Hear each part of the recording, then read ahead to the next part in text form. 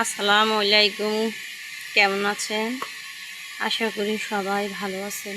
তো এই আল্লাহ পাকের রহমতে আমরাও ভালো আছি। আজকে কি রান্না করব আপনাদের মাঝে শেয়ার করতেছি আবারও। তো আসলে আমি একটু সকাল সকালে রান্না বান্না করে ফেলাই। আমরা গ্রামের মানুষকে হয়তো একটু দেরি করেই বসাই, কিন্তু আমি খুব তাড়াতাড়ি বসাই, তবু আজকে হয়তো একটু দেরি হয়ে গেছে। আসলে শরীরটা সুস্থ না আমার, আমি একটু অসুস্থ।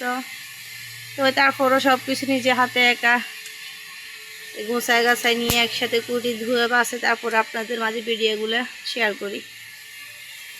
আসলে আমি একা আমার ছেলে মেয়েগুলোকে মাদ্রাসাতে পাঠাইছি। সকালে উঠে ওদেরকে নাস্তা পানি করাইতে সময় লাগে। আর একটা মেয়ে একটু ছোট, ছেলেটা বড়, তারপরও বড় হয়েছে, এখনও ছোটোর মতোই।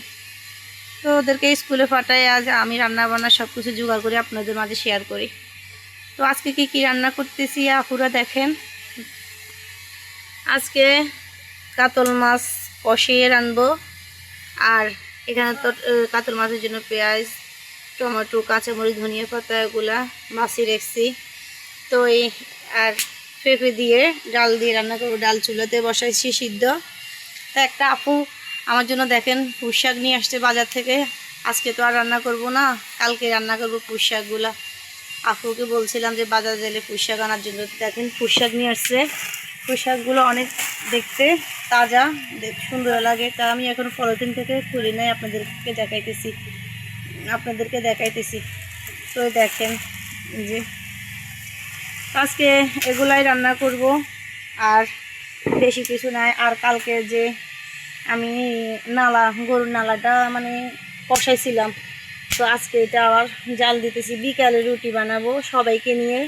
গ্রামে একটা ভাইয়া আসছে বিদেশ থেকে, ওনাদেরকে দেব। তারপরে আরও আপুরা আছে, ওনাদেরকে নিয়ে সবাইকে নিয়ে ভাগে যোগে খাবো। তো দেখেন এই যে আজকে এগুলাই রান্না করতেছি। তো কেমন লাগে সবাই অবশ্যই কমেন্টে জানাবেন। আর এখন তো তরকারি রান্না বান্না হয় নাই, কালার দেখাইতে পারি নাই। তো শুধু এগুলাই আপনাদের কাছে আজকে শেয়ার করলাম। যদি আপনাদের ভালো লাগে, তরকারি কালারগুলো দেখতে মন চায় বা কীভাবে বসাই মন চায়, অবশ্যই কমেন্টে জানাবেন। তো সবাই ভালো থাকবেন, সুস্থ থাকবেন।